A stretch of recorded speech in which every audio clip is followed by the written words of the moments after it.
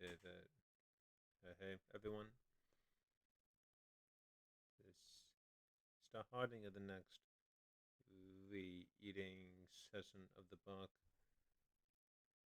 The Resistance Training Evolution.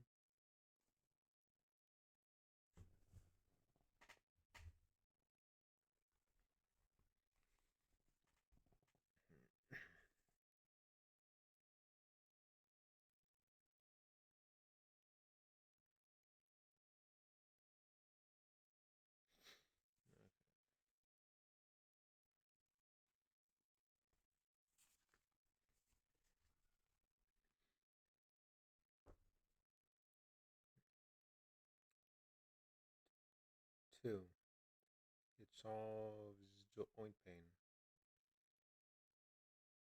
During pregnancy and afterward, back, hip, knee, and overall joint pain are common due to the release of the hormone relaxin.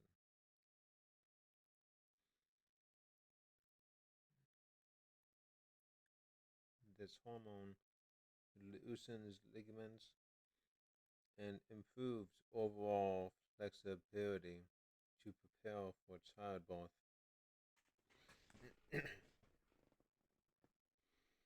After birth, the relaxin drops back down to pre-pregnancy levels, but the side effects are still usually present. Combine this with the fact that your core muscles have just been stretched to the max and have shrunk,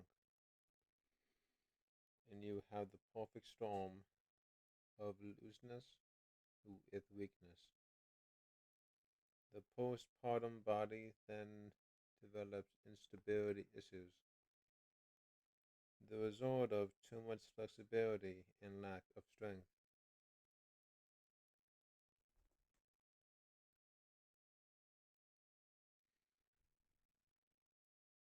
Doing flexibility exercise, such as yoga, postpartum may actually aggravate this situation. With the focus on flexibility and a much lower focus on strength,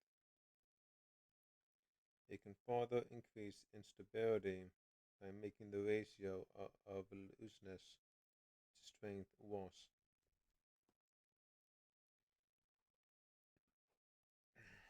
Okay.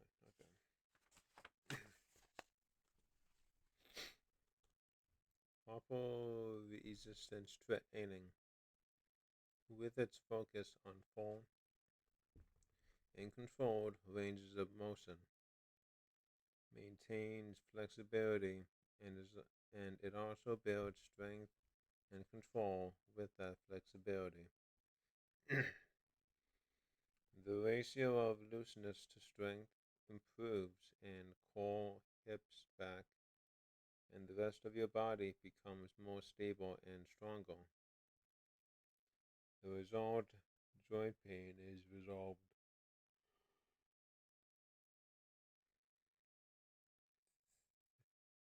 3.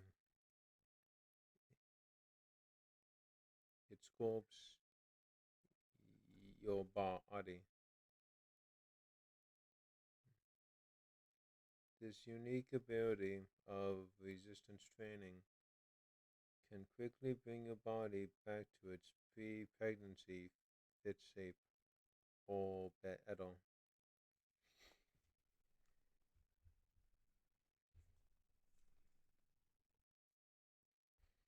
It burns body fat, which is associated with depression. Not only does resistance training make you look better and burn fat, it also it also boosts your body image and lifts the anxiety associated with pregnancy weight gain.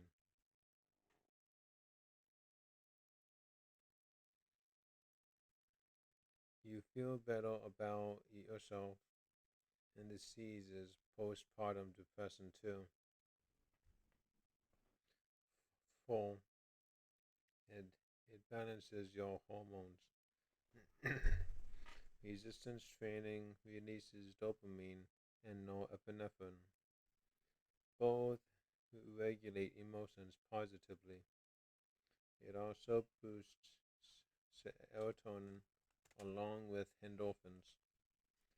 All of these are feel good chemicals because resistance training tells the body to build lean tissue. Growth hormone increases. The body's use of insulin improves, and the balance of estrogen and progesterone is restored. At the same time, cortisol, a stress hormone, drops. The net effect is to ease depression and you feel better emotionally. There you have it. If you just had a baby and are cleared for exercise, choose resistance training to see and feel the best results.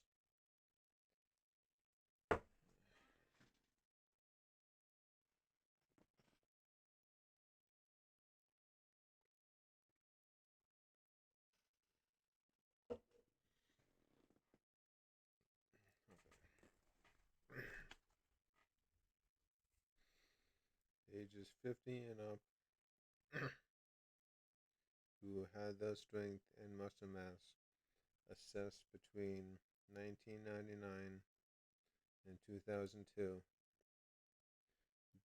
The researchers checked back in 2011 to see who had died. The results published in the Journal of, of Gerontology found that those with weak muscles, very little strength, were more than twice as likely to have died during the follow-up period than those with normal muscle strength.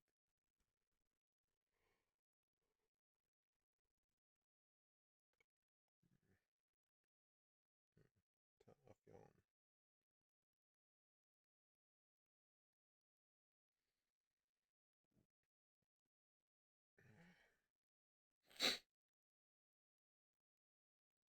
The stronger you are, the more likely you are to live longer, to delay death, and lift weights.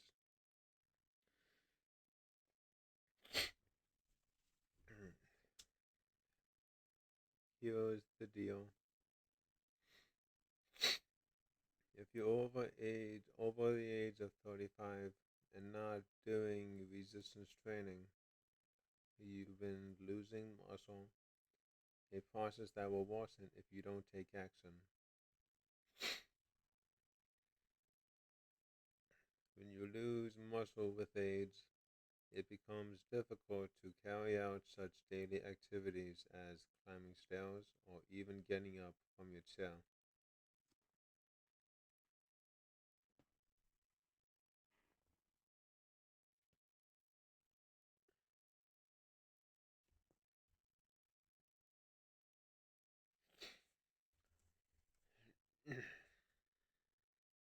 This can lead to inactivity, which causes further muscle loss.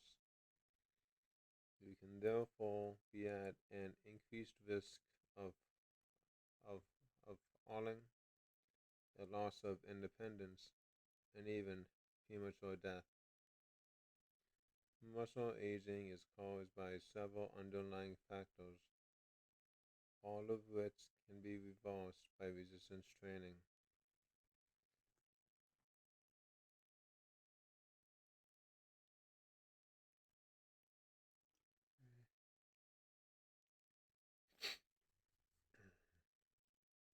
Decreased number of muscle stem cells.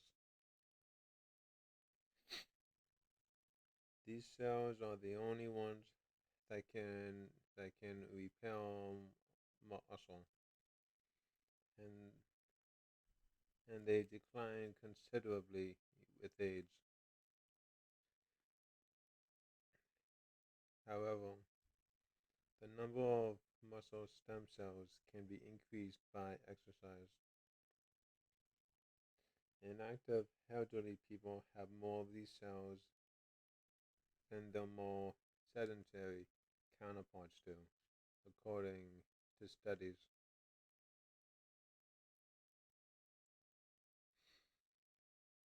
Mitochondrial dysfunction. Mitochondria are the powerhouses of muscle cells. To work efficiently,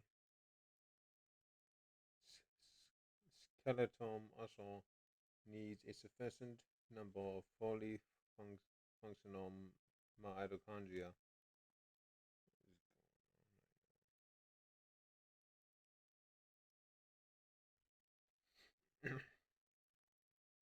A lack of exercise decreases the efficiency and number of mitochondria in skeletal muscle. Not good. But thankfully, resistance promotes mitochondrial health and function so that you can continue to create new muscle. Declining myokines. Myokines are chemicals released by muscle cells to help muscle repair, recover, and grow. Resistance training can restore levels of myokines that decline with age, which means they can continue to help the body create new muscle tissue. Aging is a bummer, but resistance training is truly the fountain of youth. It is the only form of exercise that can drastically postpone, even reverse the loss in muscle mass, bone density, and strength that were once considered preordained results of aging.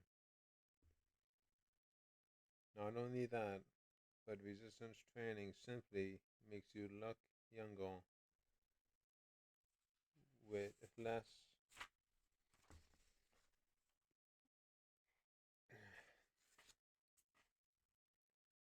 body fat and more body forming muscle.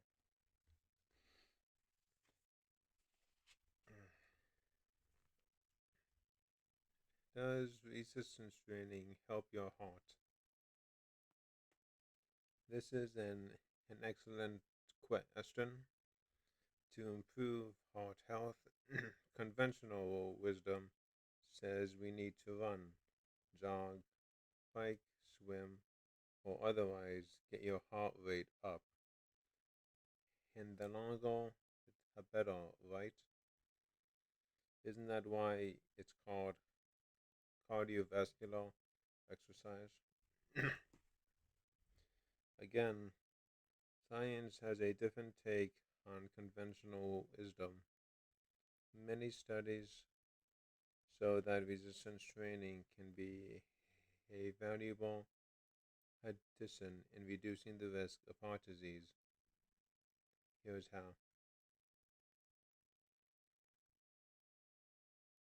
Better blood pressure.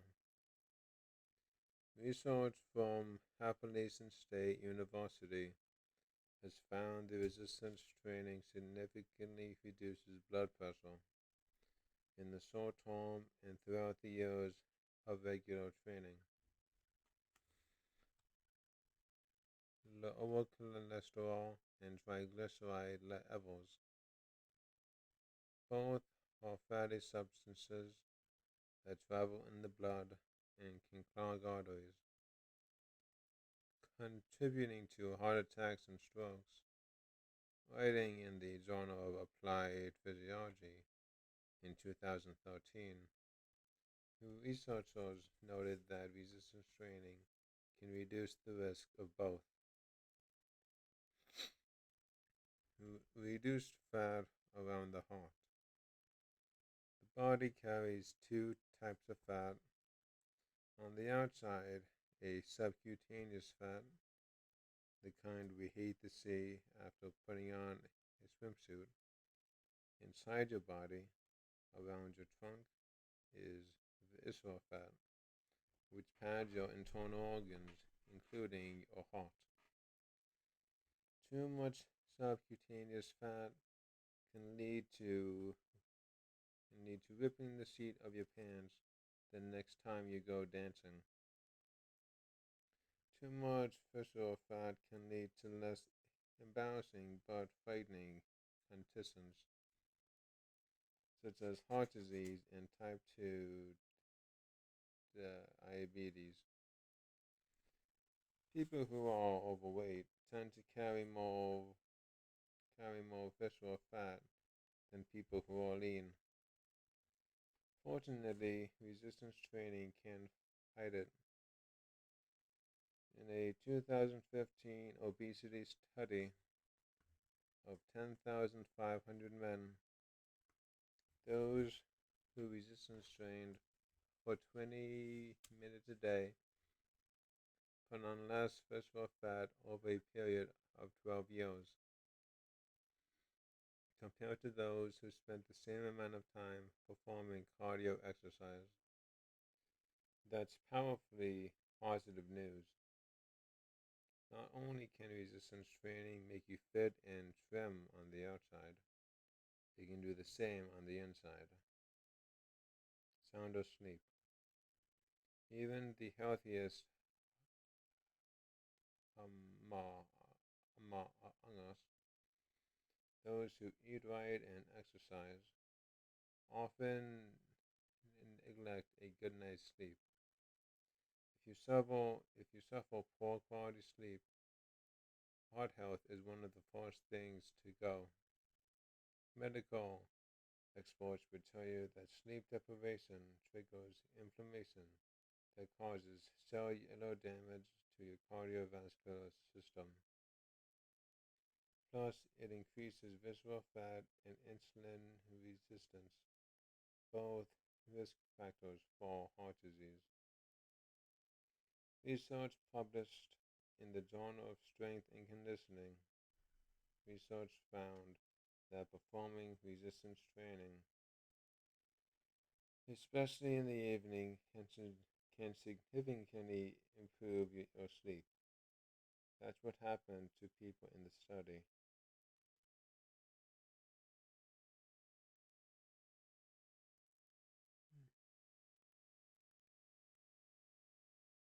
They slept better than those who skipped the weights. I have additional strategies for better sleep in the next chapter. So there you have it. Resistance training is a great help to your cardiovascular system. There is just no other bona fide age eraser than resistance training.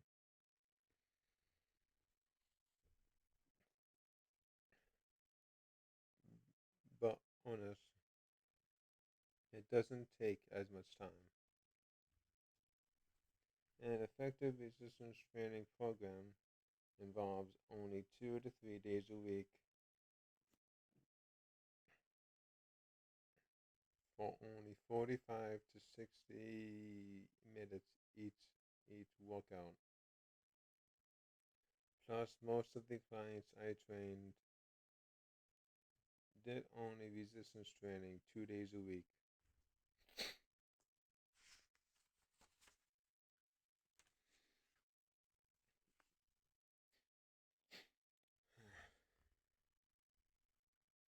This doesn't mean you shouldn't also try to be active on the other days, but this usually took the form of some daily walks or just generally being more aware of activity throughout the day versus needing to do a structured 30 to 60 minutes of vigorous cardio every single day. My clients were far more likely to be consistent with this behavioral approach. Without small investment of time in resistance training, you will gain a significant amount of all the benefits I listed in this chapter and more. This simply is not true of other forms of exercise which yield minimal results. When you combine the fact that you don't need to apply a lot of time to it, and that it has been proven to give some of the best long-term benefits, resistance training should be the form of exercise you prioritize.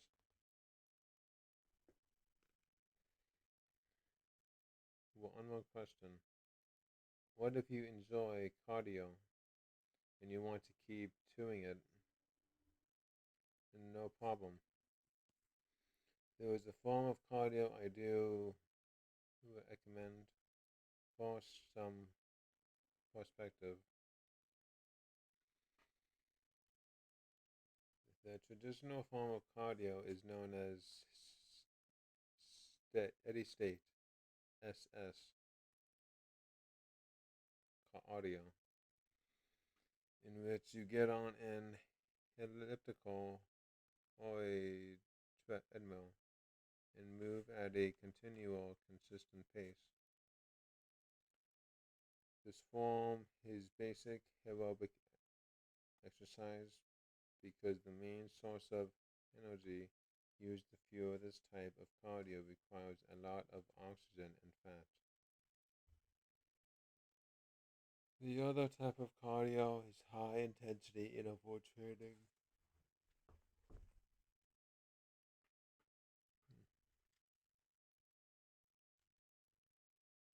It, it, it involves explosive sprints of high intensity work interrupted by short periods of rest. It is less aerobic than SS cardio and is more anaerobic, meaning that it uses less oxygen and more stored carbohydrates as its main energy source. To contrast the two, if you run for long distances, you are doing SS cardio. If you sprint, you are doing HIIT cardio. You can see the differences between the two in the physiques they produce. Long distance runners are skinny with little fat and little muscle, whereas sprinters are muscular with with with a lot of muscle and little fat.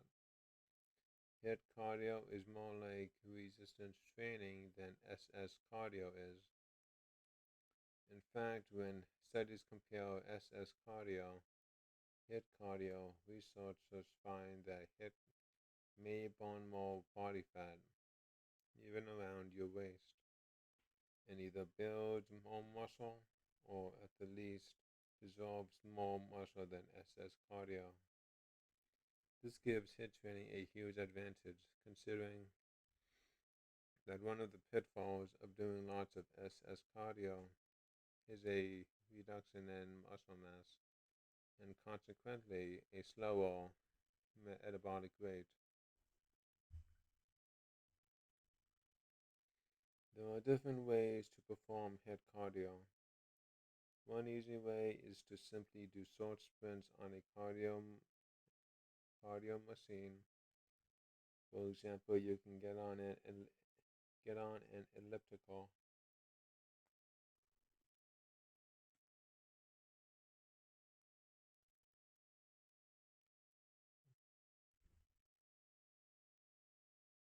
and do 20-second bursts of maximal exhaustion, followed by 40 to 60 seconds of slow, recovery-based cardio. Hit cardio should not be done for as long as SS cardio either. A typical HIIT session should last no more than 15 minutes, a real time saver. There is another method, and that is to combine it with resistance training, thus making your body even more efficient at burning fat. When you set up a HIIT session with resistance, you burn just as many calories as when you do HIIT on cardio, but you gain added benefits of some muscle and strength gain. This translates into a faster metabolism,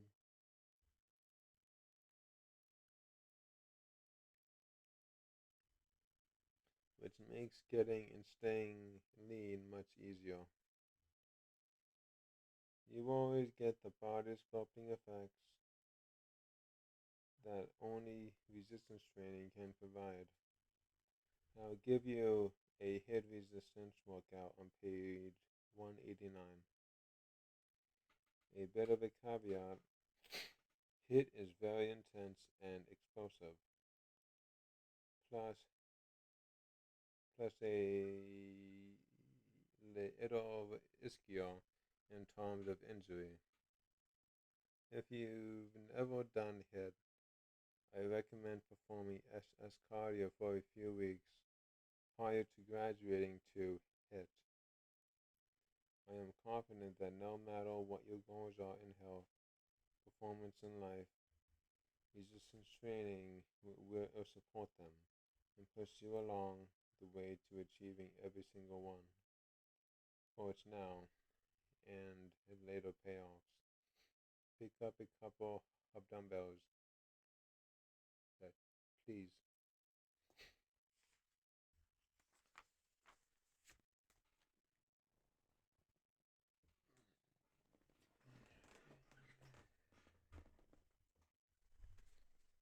Okay.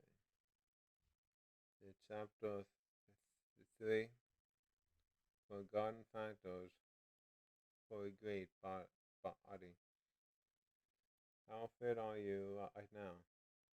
Any aches and pains? Is your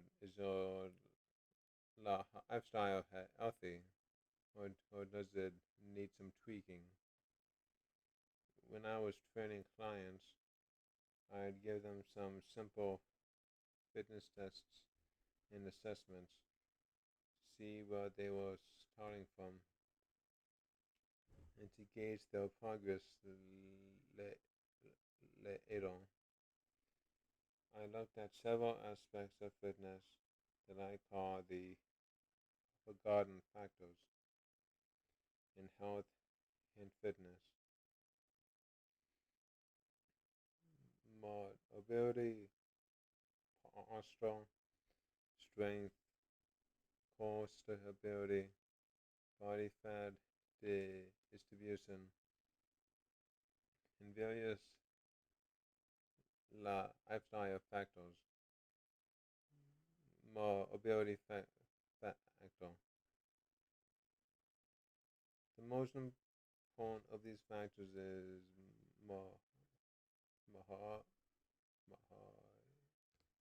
is mobility, which I covered briefly in the previous chapter. Mobility is the context of physical fitness refers to your ability to move freely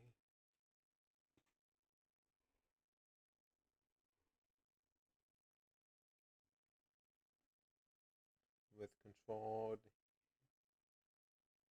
and stability. In other words, it is owning your body's movements. I admit that the word mobility doesn't have the same ring or sexiness as other fitness related terms.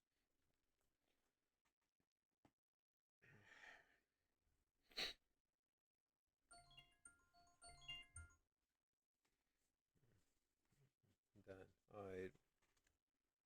Well, we had made each for our guests today that they just they, they just got into the third chapter of the book.